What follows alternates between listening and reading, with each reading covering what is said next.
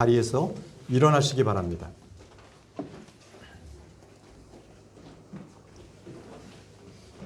일 절 제가 읽고 2절 여러분들이 읽고 이런 식으로 서로 교독을 하겠습니다.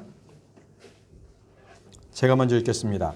셋째 날 갈릴리 가나에서 혼인잔치가 있어 예수님의 어머니도 거기 있었고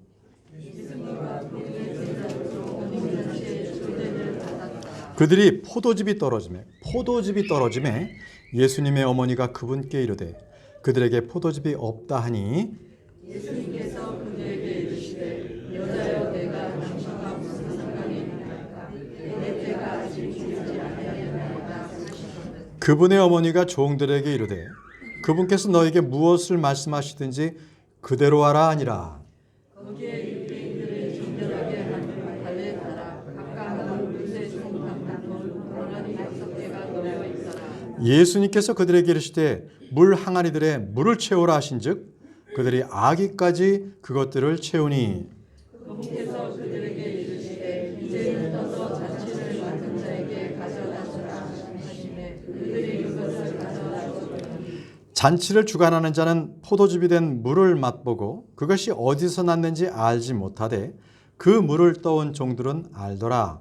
잔치를 맡은 자가 신랑을 불러 그에게 이르되 모든 사람이 처음에 좋은 포도즙을 내고 사람들이 충분히 마신 뒤에 덜 좋은 것을 내거늘 그대는 지금까지 좋은 포도즙을 남겨두었도다 하니라. 자, 오늘 가나의 혼인잔치 예수님께서 첫 번째 기적을 행하셨던 바로 그 장면입니다. 오늘은 이 말씀을 통해서 성경에는 술에 대해서 어떻게 말씀하고 계시는가? 오늘 여러분들은 이 말씀을 통해서 술에 대해서 분명한 하나님의 말씀에 대해서 여러분들 깨닫고 여러분들이 믿음으로 취할 수 있도록 도록 바랍니다. 자, 기도하겠습니다. 전능하시고 위대하신 아버지 하나님, 주님의 크신 사랑을 감사합니다. 이 죄인들을 주님께서 이 자리에 불러 모아주시고 하나님의 말씀을 듣게 하시니 감사합니다. 오늘도 이 말씀 가운데 우리가 귀를 기울이게 하시고 지혜와 계시의 영을 주셔서 하나님의 말씀을 명확하게 잘 깨달을 수 있도록 하여 주시기를 원합니다. 아버지께서 저희의 믿음을 이 말씀과 잘 결합하고 하나님께 영광을 올려드리는 저희 모두가 될 수 있도록 인도해 주시기를 원하오며 살아계신 예수님의 이름으로 기도합니다. 아멘. 네, 자리에 앉으십시오.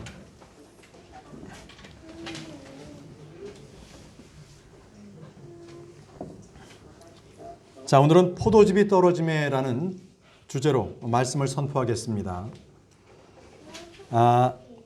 1921년도인가요? 현진건의 소설이기도 하지요. 술 권하는 사회. 예, 한국 사회를 흔히 술 권하는 사회라고 말합니다. 그만큼 우리나라 사회는요, 술이 함께하지 않으면 사업을 할 수 없고 또는 조직 생활에서 왕따가 된다고 합니다. 크리스천들도요, 이 변개된 성경의 영향과 가르침으로 인해서 술 마시는 것에 대해서는 대체적으로 관대합니다. 술 마시는 거 뭐 그럴 수 있지.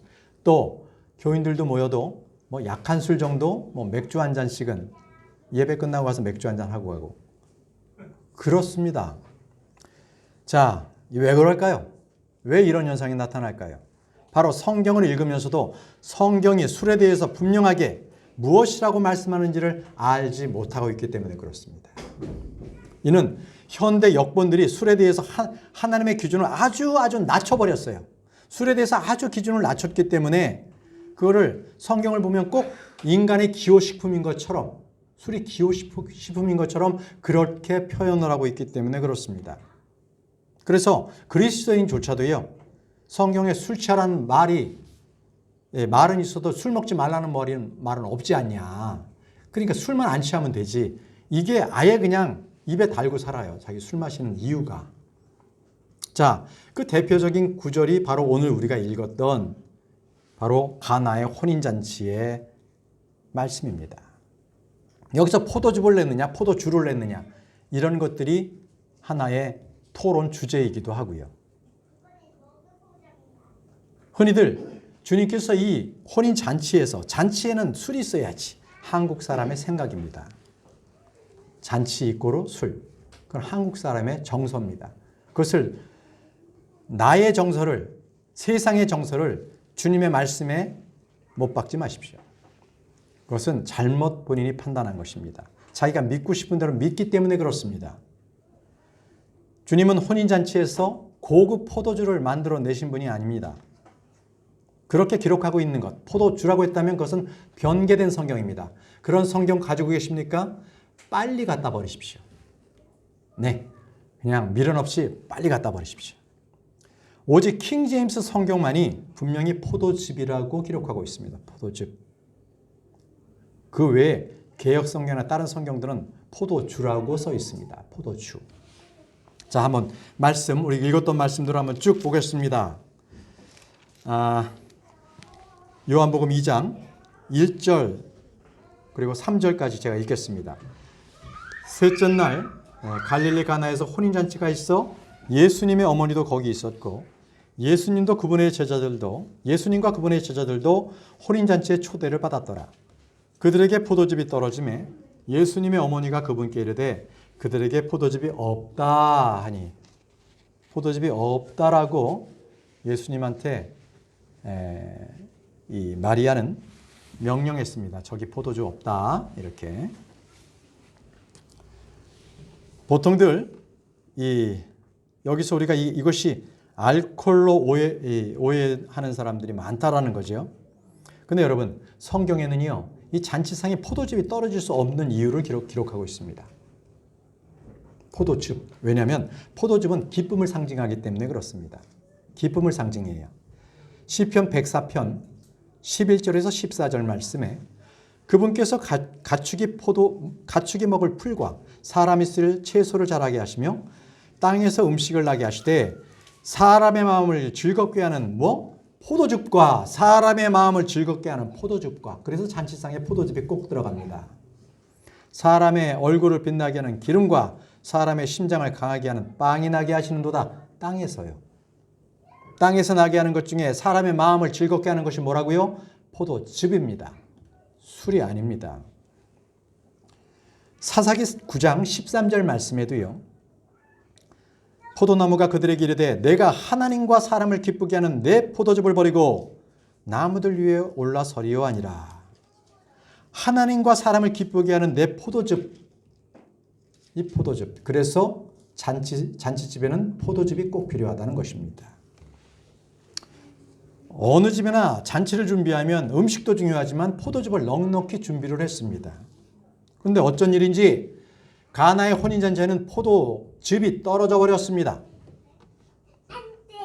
자, 그래서 마리아는 예수님께 이렇게 명령했습니다. 포도즙이 떨어졌다. 만들어내라 이거지요. 이것은 상당히 불손한 태도입니다. 한마디로 불신자들이 예수님께 당신의 능력을 한번 보여봐. 당신이 누군지 한번 드러내봐. 이런 투였습니다.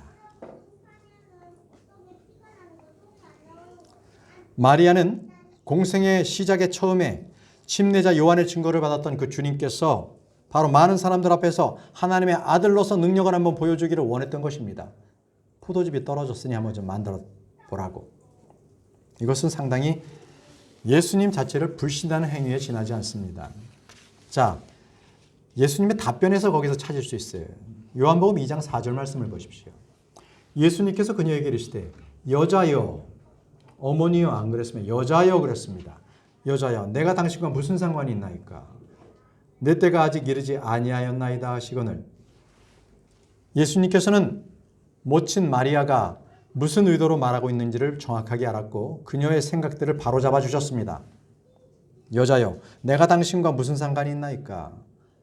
자, 이 말씀은 예절없는 예수님이 아니십니다. 주님께서는 마리아가 잘못된 접근을 하고 있는 것을 분명히 지적하고 계시는 것입니다. 만약에 육신의 모친으로서 말했다면 분명히 예수님께서는 어머니여라고 했을 것입니다. 그런데 마리아가 하나님의 아들이심을 믿고 지금 접근을 했거든요. 그래서 술을 만들어 달라는 거 아니겠습니까? 그래서 마리아에게 여자여라고 했습니다. 왜? 하나님의 아들이시기 때문에 여자여. 자, 이 여자여라고 이렇게 하니 깜짝 놀랄 집단이 있습니다. 그것은 바로 로마 가톨릭입니다. 그것은 하늘의 여왕으로 섬기고 있고요. 하나님의 어머니로서 마리아를 섬기고 있는데 여자여라고 이렇게 호칭을 불렀으니 당황스럽지 않겠습니까? 충격적이었을 것입니다. 그러나 주님은 마리아에게 여자여라고 부르셨습니다. 그리고 내 때가 아직 이르지 아니하였나이다 라고 말했습니다.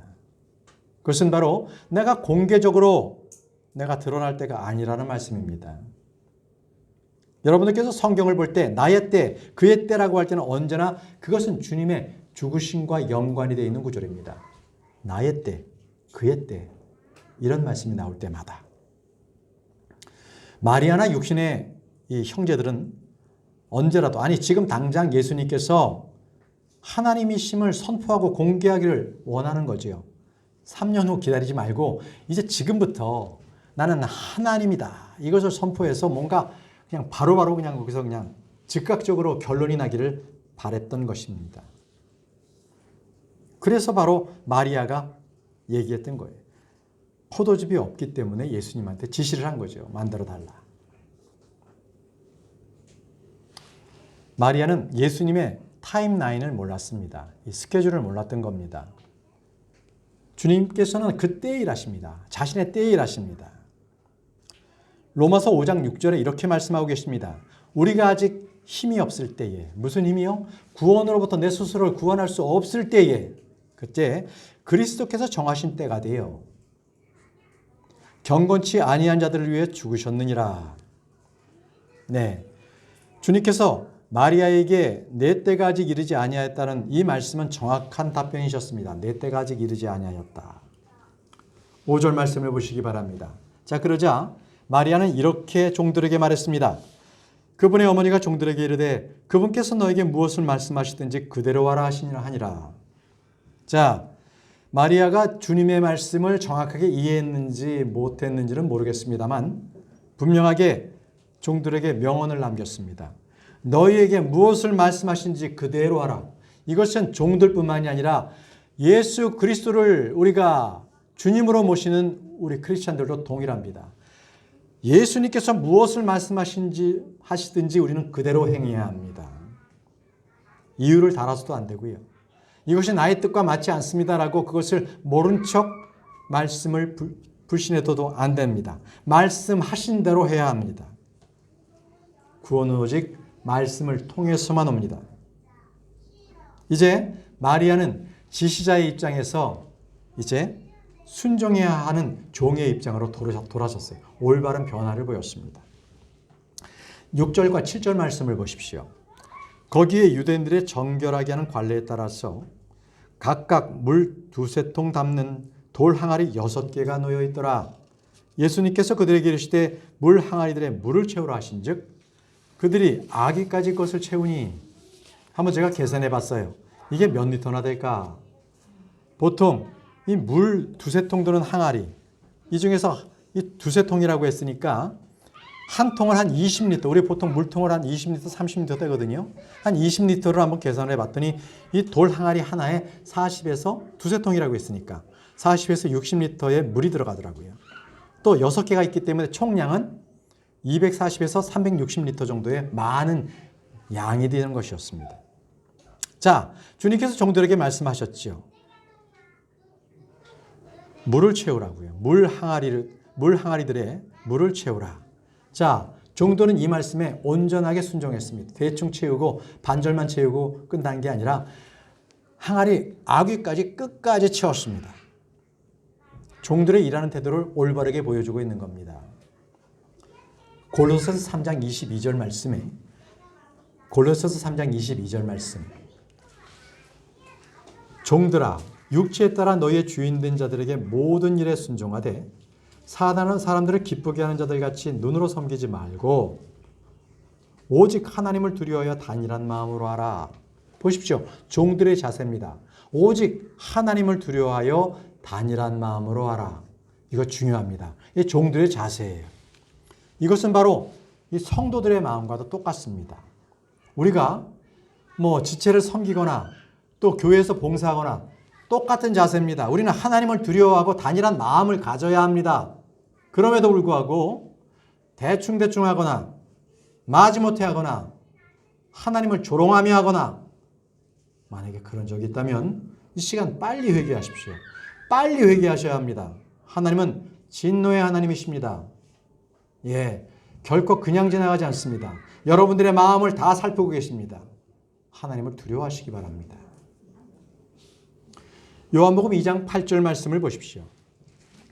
그분께서 그들에게 이르시되 이제는 떠서 잔치를 맡은 자에게 가져다 주라 하시매 그들이 그것을 가져다 주었더니 주님은 항아리에서 떠서 잔치를 맡은 자들에게 그것을 가져다 주라 했습니다. 물을 항아리에 채우는 일보다 더 힘든 일이 물을 떠서 잔치를 맡은 자에게 가져다 주는 거죠. 아니 물을 떠오라고 그러지도 않았는데 왜 갑자기 물을 떠오냐는 거죠. 근데 종들은 예수님께서 떠다 주어라, 잔치를 맡은 자에게 떠다 주어라 했더니 순종했어요. 그 말씀대로 순종했다는 것입니다. 여러분, 여기서 우리가 주의해야 될 것은요, 이 항아리에 가득한 이 포도즙은 아까 말씀드렸죠. 그 총량이 240에서 360리터 정도는 된다고요. 그러면 만약에 이것이 술이었다면 어떻게 되겠습니까? 혼인잔치는 완전히 술판으로 완전히 번복되고 말았겠죠. 예. 그런데 말입니다. 예수님께서 술을 갖다 줘라 했다면 예수님은 정면으로 자신이 하신 말씀, 하나님의 하신 말씀을 반박하는 행위입니다. 말씀을 보십시오. 하박국 2장 15절에서 16절입니다. 여기서는 절대 술을 취하지 말라고 말씀하셨습니다. 마실 것을 주지 말라고 하셨습니다. 하박국 2장 15절에서 16절 말씀입니다. 자기 이웃에게 마실 것을 주고 내 술부대를 그에게 주며 또한 그를 취하게 함으로써 너로 하여금 그들의 벌거벗은 것을 보게 하는 자에게 화가 있을지어다. 내가 영광 대신 수치로 가득한 즉 너도 마시고 너의 포피를 드러낼지어다. 주의 오른손의 잔이 내게로 돌아올 것이요 수치스럽게 토한 것이 내 영광이에 이 말이니. 그렇습니다. 이게 하나님의 말씀인데 이 하나님의 말씀에 정면으로 반박해서 술을 만들어서 아주 고급 와인을 만들어서 그 예수님께서 이제 저 잔치 맡은 자들에게 술 마시라고 술을 갖다 줘라. No! 절대 그럴 수 없는 그런 말씀인 것입니다. 자, 요한복음 2장으로 다시 돌아갑니다. 9절에서 10절 말씀입니다. 잔치를 주관한 자는 포도즙이 된 물을 맛보고 그것이 어디서 났는지 알지 못하되 그 물을 떠온 종들은 알더라. 잔치를 맡은 자가 신랑을 불러 이르되 모든 사람이 처음에는 포도즙을 내고 좋은 포도즙을 내고 그들이 충분히 마신 뒤에 덜 좋은 것을 내고는 그대는 지금까지 좋은 포도즙을 남겨두었도다 아니라. 여러분, 여기서 흔히 포도주라고 번역한 이 와인에 대해서 한번 우리가 정확하게 한번 살펴보겠습니다. 와인은요, 뉴 와인이 있고 올드 와인이 있습니다. 새 포도주가 있고 오래된 포도주가 있습니다. 자, 뉴 와인이라고 하는 것은 여러분 지금 흠정역에서 보는 것처럼 포도즙으로 번역이 되는 거예요. 뉴 와인은. 왜요? 바로 포도에서 짰는데 그게 어떻게 술이 되겠습니까? 그렇죠. 바로 짰으면 100% 원액 주스가 돼야 되는 거 아니겠습니까? 네, 뉴 와인. 예전에는 와인이 똑같았어요. 포도즙이냐 포도주냐 똑같이 썼습니다. 왜? 포도즙을 가만 놔두면 뭐가 돼요? 포도주가 자연 발화가 되기 때문에 용어가 하나였습니다. 그런데 지금은요, 주스도 있고 그 다음 포도주도 있습니다. 그러니 헷갈리는 거예요. 그러나 우리는 분명하게 킹 제임스 성경만이 분명하게 남겨주신 구절이 있습니다. 잠시 후에 제가 말씀을 드리고 지금은 포도즙과 포도주에 대해서 말씀을 드리겠습니다. 포도즙은요, 발효가 되기 전에 포도의 원래 상태입니다. 포도송이에서 뭐가 나겠습니까? 포도즙이 나겠죠. 포도주 나지 않습니다. 포도즙이 납니다. 이것을 와인이라고 했습니다. 포도즙을 와인이라고 했습니다. 술이 아닙니다. 그렇게 주님께서 술을 만들어 주셨다는 것은 도저히 있을 수 없는 일입니다. 그렇지만 잘못된 성경들은 바른 성경이 아니면 자기의 지식에 따라서 자기가 믿고 싶은 대로 졸지에 술로 만들어 버렸습니다. 주님께서 가나의 혼인잔치에 술을 만들어 주셨다. 그러니 나도 술을 마셔도 된다. 이렇게 규결이 되는 것이죠. 여러분, 누룩, 발효되는 것, 이것은 분명하게 예수 그리스도의 피와는 정반대가 되는 것입니다. 예수님의 피는 어떻습니까? 흠도 없고 점도 없는 어린 양의 피 아니겠습니까? 제가 한번 좀 더 한번 찾아봤습니다. 포도주과 포도주의 차이를요. 그 차이는 아래와 같습니다. 자, 설명드릴게요. 포도즙을 여러분들 100% 원액 포도 주스를 사서 그것을 가만히 놔두면 나중에는 그게 자연적으로 발효가 돼서 포도주가 됩니다. 그러니까 예를 들어 지금 우리 성경에 나와 있는 것처럼 포도즙을요. 포도를 으깨어서 그거를 포도즙으로 만들어지잖아요. 그러면 그 상태로 가만 놔두면 그 포도주가 뭘로 바뀌어요? 포도주로 바뀝니다. 왜 그래요? 거기 아무것도 안 줬는데. 그러니까 여러분들 포도를 잘 보세요. 포도는 아무리 잘 씻어도 포도 껍질에 희끗희끗한 거 보이시죠? 그게 뭔지 아십니까? 효모입니다. 자연 효모예요. 그게 발효를 시킵니다. 뭘로요? 당분에. 포도의 그 단 성질로 해서 당분으로 효모가 포도를 부글부글 끓게 해요. 가만 놔둬도. 그러니까 포도즙이 포도주가 되는 겁니다. 예. 그리고 또요. 포도즙을요. 따뜻한 곳에 넣습니다. 따뜻한 곳에. 그러면 그게 뭘로 되냐면 식초가 됩니다. 포도 식초. 근데 저온 숙성을 해요. 보통 여러분 외국 나가보면 와인집 같은데 그런 어떤 농장 같은 데 가면 포도 와인을 오크통에다가 어디다 놔주면 지하에다 놔둬요. 지하에다가. 서늘한 곳에 놔둔단 말이죠. 우리나라도 어디에 놔둬요? 동굴 같은데 여러분 관광 같은 데 동굴에 놔두죠. 그것이 저온 숙성을 하기 때문에 그렇습니다. 그러면 어떨 때 포도주가 되고 어떨 때 식초가 됩니까? 그것은 온도입니다. 온도가 25도에서 27도가 기준입니다. 그 이상이 되면 식초가 됩니다. 그러나 그 이하 저온이 되면 그게 바로 포도주가 됩니다. 그래서 얼마만큼 잘 저온 숙성했느냐에 따라서 또 그 당분에 따라서 유명한 포도주가 와인이 되는 것입니다. 이해되시죠? 자, 그러면 하나 더. 제가 이제 이 말씀을 준비하면서 기사를 한번 찾아봤더니 어느 신문에 말이죠. 어느 가정집 그 주부의 글을 써놨더라고요. 그 주부는 이렇게 썼습니다. 자, 개봉한 지 오래된 100% 원액 포도 주스를 냉장고에 뒀습니다.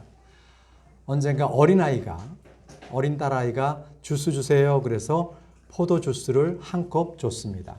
그런데 그 아이가 그 포도 주스를 마시고 구토하고 배가 아프고 난리가 났더라는 것입니다. 그래서 병원을 데려갔더니 애가 위장염에 걸렸다는 것입니다. 도저히 이해가 안 됐습니다. 왜 이런 일이 있나? 그래서 그 포도 주스를 살펴봤더니 포도주가 되었다는 것입니다. 포도 주스가 오래 놔뒀더니 개봉하고 오래 놔뒀더니 포도주가 되었다는 것입니다. 여러분 이제 이해되시죠? 와인 이것은 포도즙이 되기도 하고 포도주가 되기도 합니다. 그러나 이것은 어떻게 저장했고 의도적으로 그것을 저장하면 뭐가 됩니까? 술이 됩니다. 노아가 술을 마셨죠. 그건 그냥 갑자기 만들어진 것이 아니라 저절로 만들어진 것이 아니라 의도적으로 만들었습니다. 노아는 그래서 죄를 졌습니다. 노아는 죄를 진 겁니다. 아시겠죠? 네. 자, 그런데 말이죠. 말씀을 읽었던 요한복음 2장 10절 말씀에 그에게 이르되 모든 사람이 처음에 좋은 포도즙을 내고 사람들이 충분히 마신 뒤에 덜 좋은 것을 내거늘 그대는 지금까지 좋은 포도즙을 남겨두었도다 하니라 이렇게 말씀하셨죠. 그런데 이 말씀을요. 현대 역본들이 어떻게 변개시켰는지 아십니까? 사람들이 충분히 마신 뒤에 이거를 사람들이 다 취한 뒤에 이렇게 변개해버렸습니다. 술 취했다는 얘기죠. 잔치집에서 술 마셨다 이겁니다. 그래서 술에 잔뜩 취한 잔치의 주관자가 정신없이 혀가 꼬부라진 상태로 주정합니다. 그렇게 표현한 거예요. 아, 당신은 뭐 좋은 소리 냈네. 이렇게 주정하듯이 그렇게 성경을 변개시켜 놨던 것입니다. 왜요? 성경을 변개시킨 자 그들 스스로가 술을 마시고 싶어하고 그 욕망 속에서 포도주를 그대로 성경 속에 담아 두었기 때문에 그렇습니다. 여러분, 이것이 그리스도인들에게 그대로 전염이 됐습니다. 그래서 여전히 크리스천 중에서는 맥주나 양주나 소주나 이것이 전혀 꺼리낌이 없이 마시는 그런 변개된 성경의 덕을 보게 되었습니다. 또 예수님은 졸지에 아주 와인을 잘 빚는 그러한 술을 만드는 그런 분이 되어버렸습니다. 여러분, 주님께서 과연 술을 권하시는 분이십니까? 전혀 그렇지 않습니다. 여러분, 불신자들에게 유명한 성경 구절이 또 있지요. 술 마시는 불신자들을 말하는 겁니다. 새술은 새부대. 아주 유명한 본인들의 어떤 그 방어적인 성경 말씀입니다. 새술은 새부대. 마태복음 9장 17절 말씀에 사람들이 새 포도즙을 낡은 부대에 넣지도 아니하나니 그렇게 하면 부대가 터져 포도즙이 흘러나오고 부대도 못 쓰게 되느니라. 오직 그들이 새 포도즙은 새 부대에 넣나니 그리하면 둘 다 보존이 되느니라 하시니라.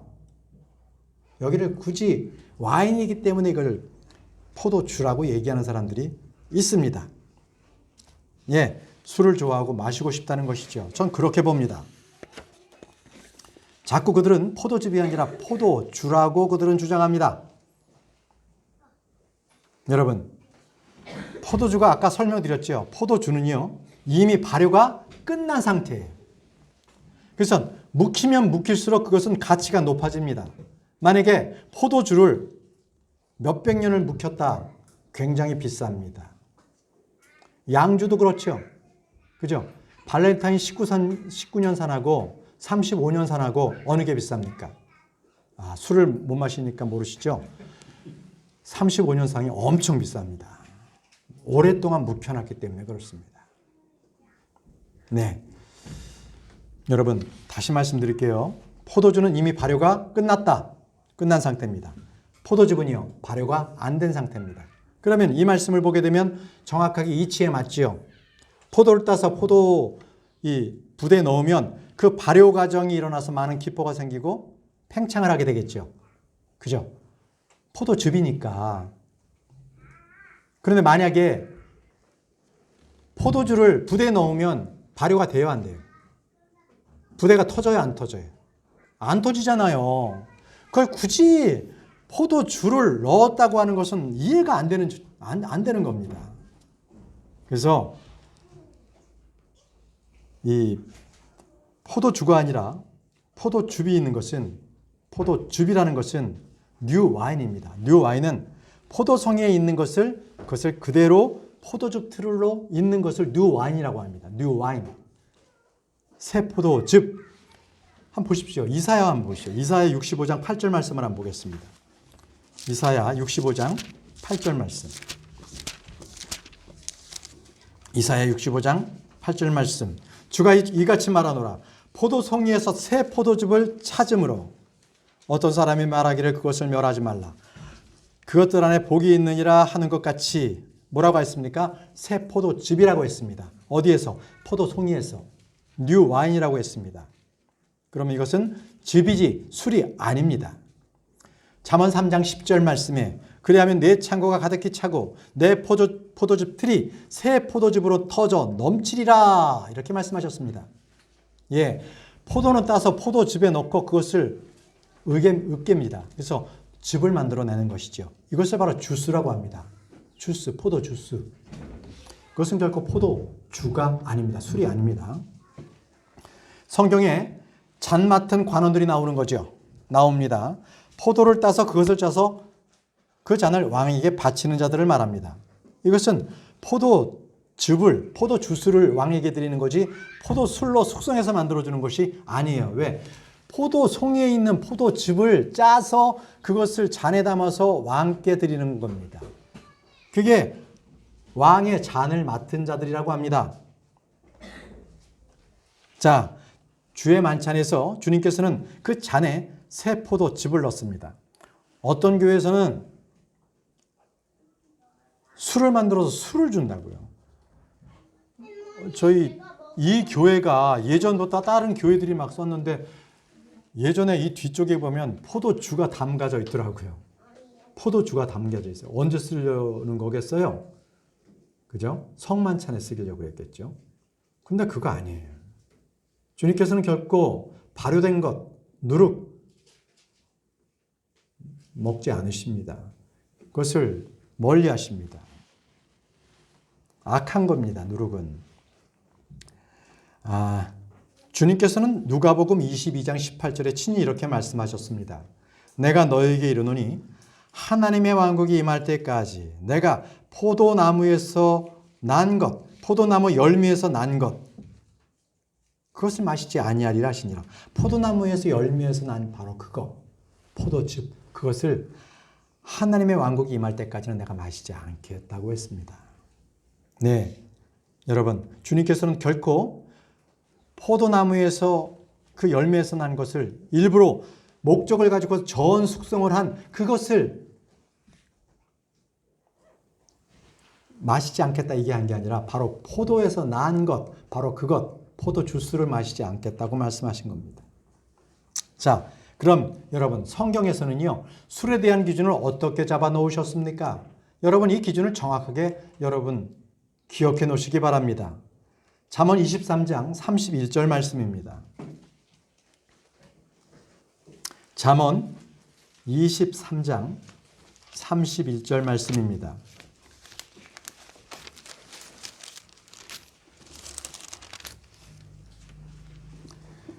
너는 포도주가 붉거나 잔에서 제빛깔을 내거나 스스로 똑바로 움직일 때에 그것을 바라보지 말라.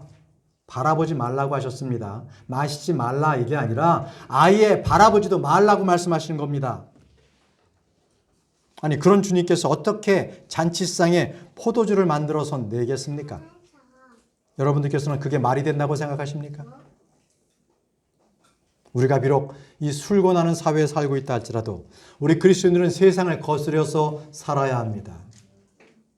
우리는 새로운 역본에서 나오는 술권하는 예수님이 아니라 우리는 올바른 말씀을 가지고 술에 대해서 정확하게 그 기준을 정립해야 할 것입니다.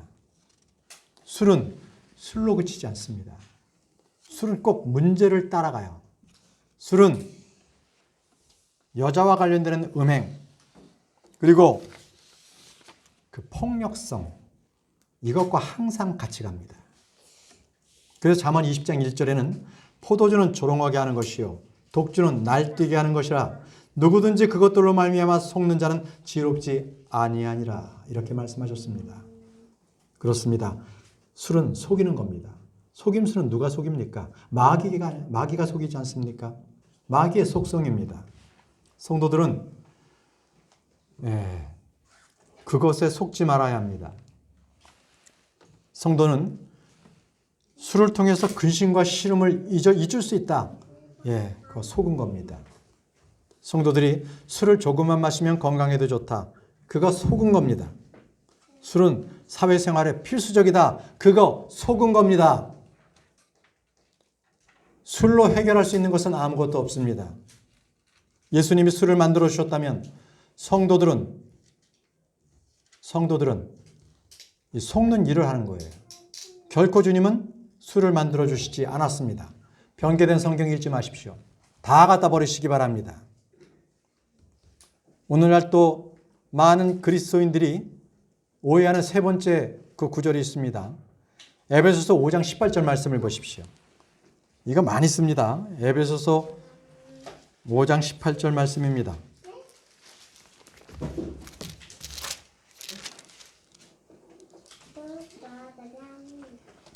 술 취하지 말라. 거기에는 과도함이 있나니 술 취하지 말라. 성경은 술 취하지 말라 했지 술 마시지 말라 한 것은 아니지 않느냐. 이런 말들을 자주 합니다. 여러분, 이 말은 술을 조금은 마시되 아예 취하지는 말아라. 이렇게 완고한 표현이 아닙니다.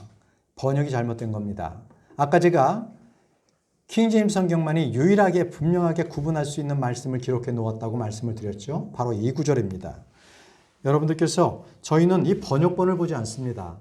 참고합니다. 우리가 진실로 보는 것은 우리 집에 읽기는 어렵지만 영문 버전 1611년 킹제임스 성경을 보고 그 말씀에 따라서 해석을 합니다. 번역본은 우리가 한국 사람이기 때문에 어쩔 수 없이 참고하는 것 뿐입니다. 자, 그러면 여기에서 분명하게 술 취하지 말라라고 한 것, be not drunk입니다. be not drunk. drunk는요, 드링크, 지금 마시다의 고어입니다. 고어. 과거 분사가 아니고 고어입니다. 그러면 킹제임스 성경에 분명히 구분해 놓은 말씀이 있어요. drunk는 마시다고요. drunk는 취하답니다. 이해되세요? drunk는 완전히 술로 완전히 쪄들어 술 취했다. 그럴 때 drunk이라는 단어를 씁니다. 그러니까 drunk는요, 마시다로 씁니다. 이게 킹제임스 성경에만 있습니다. 그러므로 해서 에베소서 5장 18절 drunk 이것은요, 마시지 말라는 겁니다. 마시지 말라는 것이지 술 취하지 말라는 것이 아닙니다. 저는 항상 성경을 들이대면 꼭 사람들에게 결국은 나타나는 게 뭐냐면 꼭 자기가 믿고 싶은 대로 성경을 왜곡한다는 거예요. 성경 있는 대로 그대로 믿으십시오. 그게 지혜로운 자입니다. 성경에 있는 말씀을 왜곡해서 자기가 읽고 싶은 대로 믿고 싶은 대로 믿는 것은 어리석은 자입니다. 그러므로 오늘 분명히 성경에 말씀하신 술에 대한 기준을 말씀드렸죠. 술은 어떻게 하라고요? 쳐다보지도 말라. 술은 쳐다보지도 말라고 말씀하셨습니다. 자, 그리고 한 절 더 말씀을 드리죠. 디모데전서 5장 23절을 보십시오. 흔히 쓰는 구절입니다. 술 취하는 사람들이 흔히 쓰는 구절, 아주 위로가 되는 말씀이지요. 디모데전서 5장 23절. 바울이 디모데에게 했던 말입니다. 더 이상 물만 쓰지 말고 내 위장과 자주 있는 병을 위하여 포도즙을 조금 쓰라. 흔히 디모데의 술이라는 그런 구절입니다. 자, 이 구절 역시요, 포도주가 아니라 포도즙입니다. 그런데 이 구절을 개역 성경을 보게 되면요, 이제부터는 물만 마시되 내 비위와 자주 나는 병을 인하여 포도주를 조금씩 쓰라. 포도주를 조금씩 쓰라. 술 권하는 성경책이 있습니다. 킹제임스 성경을 제외한 많은 성경들, 변개된 성경을 다 똑같습니다. 포도주를 조금씩 써라. 자, 병을 위해서는 술도 써야 돼. 아주 이렇게 유혹하는 겁니다. 속지 마십시오. 여러분, 위장병을 알아본 사람 있습니까? 저는 영육증 식도염이 있습니다. 그래서 제가 스트레스 받으면 믿음이 없을 때 영육증 식도염이 딱 나옵니다. 만약에 그럴 때 제가 포도주를 마시면 어떻게 되겠어요? 와인을 마시면 어떻게 될까요? 속이 타겠죠. 위가 온전해질까요? 내과 의사는 꼭 그렇습니다. 술 마세요? 술 마시세요? 저한테 꼭 묻습니다. 아니요. 절대 마시지 마세요. 위에 안 좋습니다. 자, 어떻습니까? 지금 바울이 디모데에게 얘기한 자주 나는 병을 인하여 내 위장과 자주 있는 병을 위하여 포도즙을 조금 쓰라고 했습니다. 포도주를 쓰라고 하지 않았다는 겁니다. 위장병 환자에게 포도주는 치명타입니다. 아주 더 악화시킵니다. 그런데 어떻게 여기다 포도주, 와인을 더 먹으라고 하겠습니까? 바울이 그러면 돌팔이 의사로 처방을 내린 겁니까? 성경은 한 번도 그 어떤 이유라도 술 권한 성경은 킹제임스 성경은 아닙니다. 술 권하지 않았습니다. 물론 독주가 잠을 오게 하고 슬픔을 잊게 하는 역할을 할 수 있다고 말합니다. 문제는 어떤 것을 술로 해결하는 것은 하나님의 방법이 아니라는 것입니다. 술로 해결하려고 보지 마십시오. 술은 마귀의 작품입니다. 마귀의 작품. 보시죠. 신명기 32장 33절 말씀을 보십시오. 신명기 32장 33절 말씀입니다.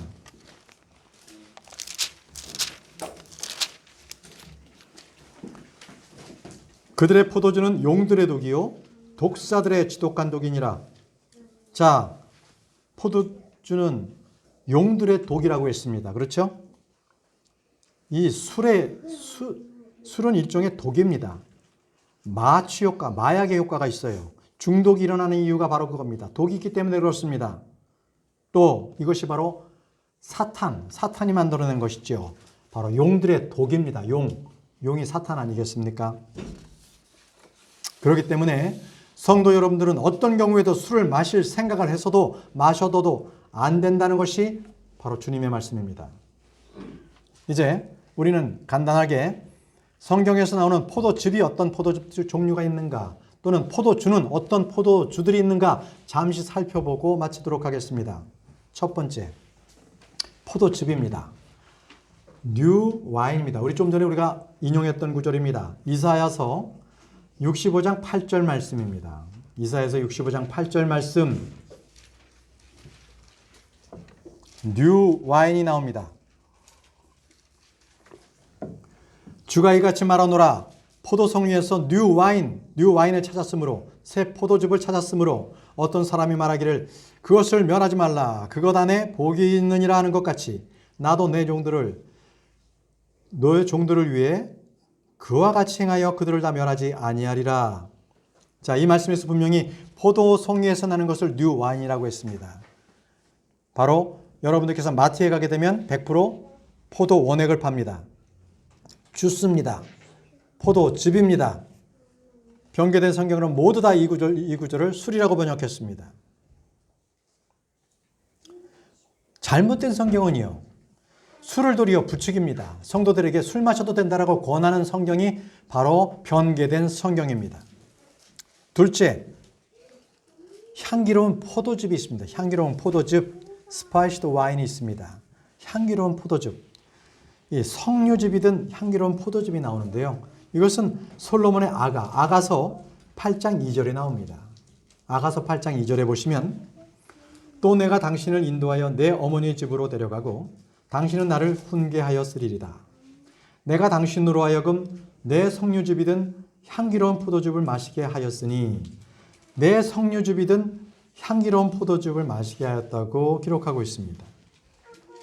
자, 세 번째부터는 포도주에 대해서 말씀드리겠습니다. 어떤 종류의 포도주가 나오는가? 세 번째가 왕실의 포도주입니다. 왕실의 포도주. 에스더 1장 7절에 나옵니다. 에스더 1장 7절. 한번 보시죠. 에스더 1장 7절 말씀에 나옵니다.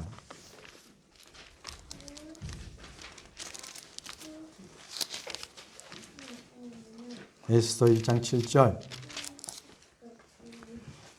그들이 또한 저들에게 금으로 된 그릇들에 마실 것을 주었는데 이 그릇들은 서로 생김새가 다르고 또 왕의 형편대로 주는 왕의 포도주가 풍부하였더라. 로얄 와인이 풍부했다고 기록하고 있습니다. 그러면 왕도 포도주를 마셨네. 아닙니다. 여기에 있는 왕은 페르시아 왕을 얘기하고 있습니다. 페르시아 왕, 이방인 왕입니다. 이방인의 왕이 포도주를 마시는 것은 지들이 알아서 할 바기 때문에 그건 성경에서 그렇게 관여하지 않습니다. 그러나 이스라엘 왕은 술을 먹으면 안 됩니다. 이스라엘의 왕은 술을 먹으면 안 됩니다. 잠언 31장 4절에서 5절 말씀을 펴보시기 바랍니다.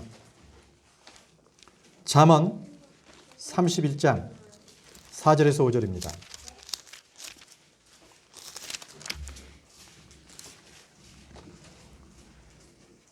오 르무엘아, 포도주를 마시는 것은 왕에게 합당하지 아니하고, 자, 여기서 르무엘은 솔로몬 왕을 얘기합니다. 포도주를 마시는 것은 왕들에게 합당하지 아니하고 왕들에게 합당하지 아니하며 독주를 마시는 것은 통치자들에게 합당하지 아니하니라.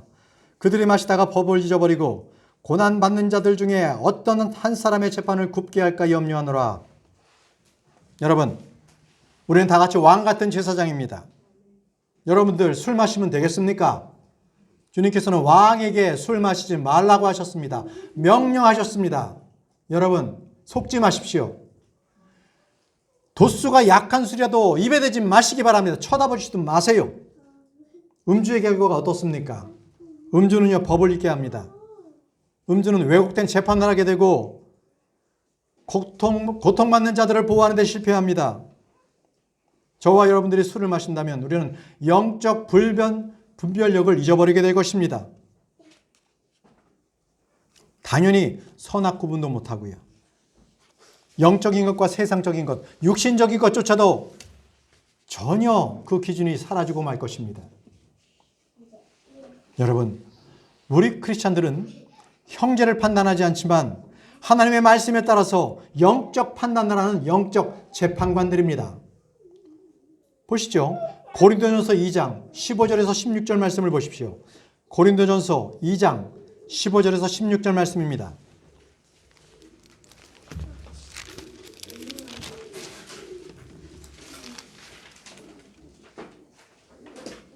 오직 영에 속한 사람은 모든 것을 판단하나 그 자신은 아무에게도 판단을 받지 아니하느니라. 누가 주의 생각을 알아서 그를 가르치겠느냐. 그러나 우리가 주 그리스도의 생각을 가졌느니라. 그렇습니다. 여러분들께서 술을 마시고 판단한다면 정확한 판단이 되지 않을 것입니다. 생각해 보세요. 혹시라도 저와 여러분들이 어떤 일로 인해서 재판장에 섰는데 들어온 판사가 술이 거나하게 채가지고 꺽꺽거리면서 거기서 선고를 한다면 여러분 그거 신뢰하겠습니까? 여러분 어렸을 때 생각해 보십시오. 술에 취한 아버지가 집에 들어왔는데 술 취한 그냥 술 주정으로 호통치고 계속 교육하게 되면 그 교육받았을 때 과연 그 훈계가 제대로 들어오던가요? 성경은 누구도 술을 먹는 것을 원치 않습니다. 술은 용의 독이기 때문에 그렇습니다. 용의 독입니다. 느헤미야는 아닥사스다 왕의 잔을 맡은 관원이었습니다. 여러분, 그러면 조직 생활을 하는 사람들은 어쩔 수 없이 상사에게 충성을 보이기 위해서 잔을 들어야 합니까? 그렇게 충성을 보여야만 하냐는 것이죠. 예, 저도 술자리에서 술권하는 경우가 많았습니다. 저에게 그분이 윗분이 되더라도 저는 노했습니다. 저는 크리스천입니다. 술을 마시지 않습니다. 처음에 그렇게 딱 하면 그 다음부터 안 권합니다. 그런데 대충 지금 제가 좀 약을 먹고 있는 중에서 그 상황을 위기를 모면하려면 나중에 또 줘요. 어떻게 하려고 합니까? 처음부터 못 마신다고 하십시오. 네.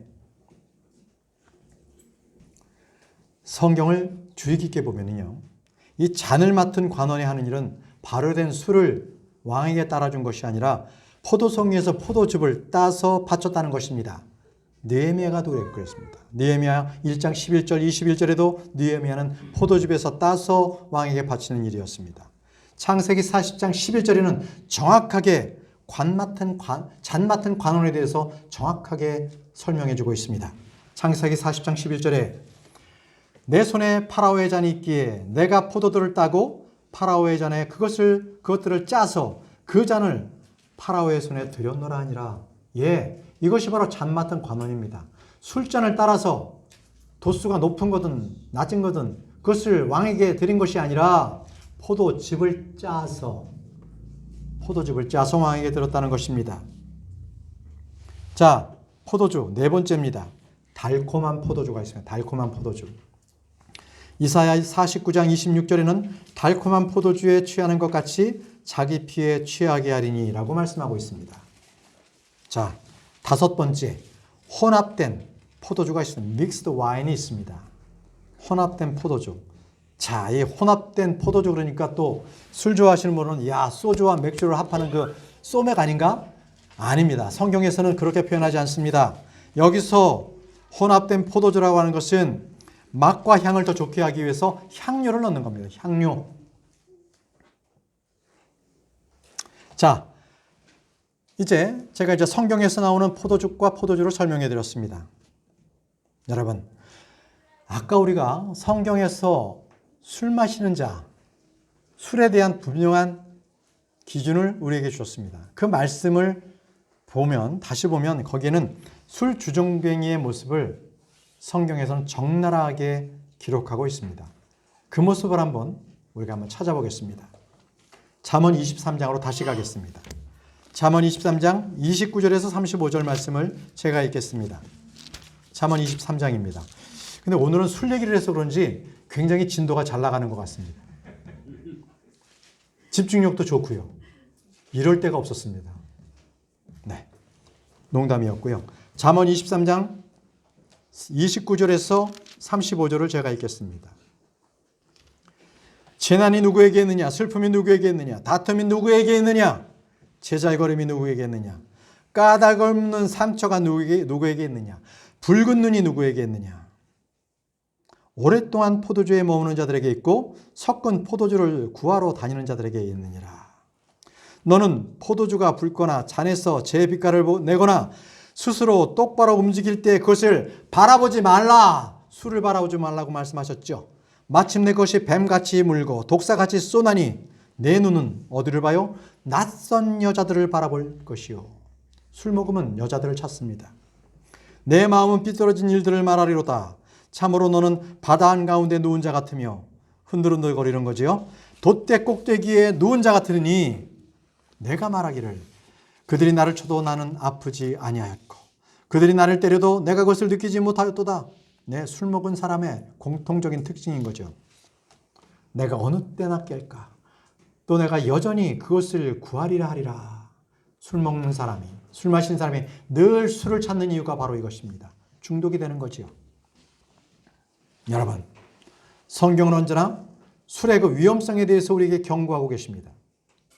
주께서 경고하는 것을 우리가 무시하거나 멸시한다면 그것은 지혜가 없는 사람의 짓입니다. 주의 말씀으로 경계를 받은 것은 우리는 주의하고 경계해야만 합니다.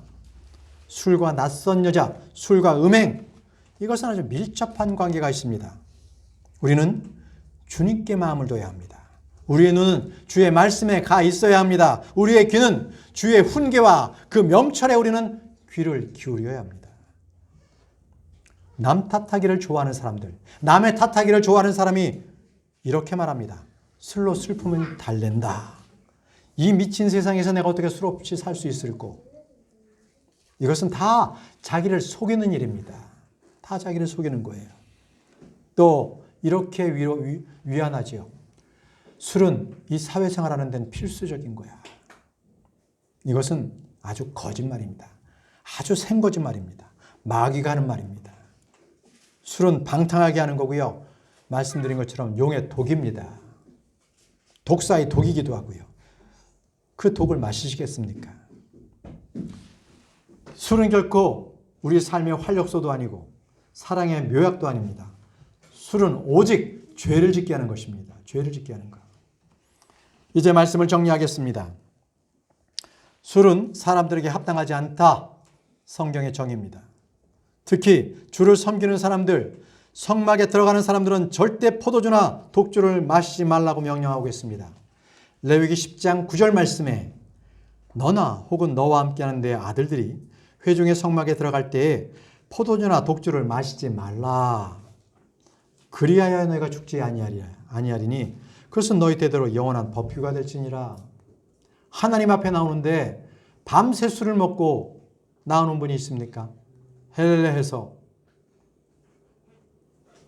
포도주나 독주를 마시지 말라고 하셨습니다. 그럼에도 불구하고 술이 맞다, 포도즙이 맞다. 크리스찬은 이런 논쟁은 불필요합니다. 아예 술을 쳐다보지도 말아야 합니다. 이사야 5장 22절 말씀에 용감하게 포도주를 마시며 독주를 섞는 힘센 자들에게 화가 있을지어다. 예, 포도주를 마시거나 독주를 섞는 힘센 자들에게는요, 화가 있겠다고 화가 있으리라고 말씀하셨습니다. 이런 성경 구조들이 곳곳에 있음을 볼 때 우리는 이 선명한 기록들을 볼 때 어떻게 우리가 포도주나 포도즙이냐를 논쟁할 수가 있겠습니까? 주님은 분명히 자기 이웃에게 마실 것을 주고 술 부대를 그에게 주는 자에게 화가 있을 거라고 저주와 정죄를 분명히 선포하셨습니다. 여러분들은 오늘 말씀을 통해서 술에 대한 분명한 판단과 명철이 있기를 바랍니다. 성령님의 전이 뭡니까? 우리의 몸입니다. 어떻게 우리 몸을 더럽힐 수가 있겠습니까? 술 마시십니까? 담배 피십니까? 술 마시지 마시고 담배 끊으십시오. 우리 몸은 성령의 전입니다. 여러분은 성경에서 오늘 말씀을 통해서 분명한 술에 대한 바른 이해와 깨달음이 있기를 바랍니다. 더 이상 술에 대해서는 흔들리지 않기를 바랍니다. 우리는 모두 의와 진리 되신 주님의 그 가르침을 우리 속에 숨기는 여러분들이 되시기 바랍니다. 그 말씀으로 사시는 여러분들이 되시길 바랍니다. 내 생각이 아니라 하나님의 말씀이 어떻게 기록되어 있는가 그 말씀으로만 사시는 저와 여러분들이 되시길 바랍니다. 기도하겠습니다. 전능하신 하나님 아버지, 주의 은혜를 감사합니다. 아버지께서 우리에게 술에 대해서 바른 깨달음을 주시고 우리가 주님의 가르침에 대해서 더 이상 위선자들이 되지 않도록 주님 도와주옵소서. 주님께서는 위선자들을 향하여서 위선과 불법을 행하는 자들아 내게서 떠나라고 말씀하셨습니다. 우리는 더 이상 하나님을 속이고 자기를 속이는 그러한 일들을 그러한 행위를 하지 아니하도록 주님 도와주옵소서. 하나님께서는 속지 아니하시는 분이십니다. 조롱당하지 아니하시는 분이십니다. 사람은 무엇을 심든지 그대로 나게 하시는 거두게 하시는 하나님이십니다. 하나님 아버지, 우리가 하나님을 두려워하게 하옵소서. 주의 말씀에 우리가 지혜와 명철로서 주님의 말씀에 귀 기울이게 하옵소서. 우리가 한 주간 주의 주신 말씀을 통해서 우리가 바른 말씀을 가지고 우리가 이 세상을 향해서 호령하고 주의 말씀을 증거하는 저희 모두가 될 수 있도록 인도하셔서 오직 주의 십자가를 따르는 저희 모두가 될 수 있도록 도와주옵소서. 예수님의 이름으로 기도합니다. 아멘.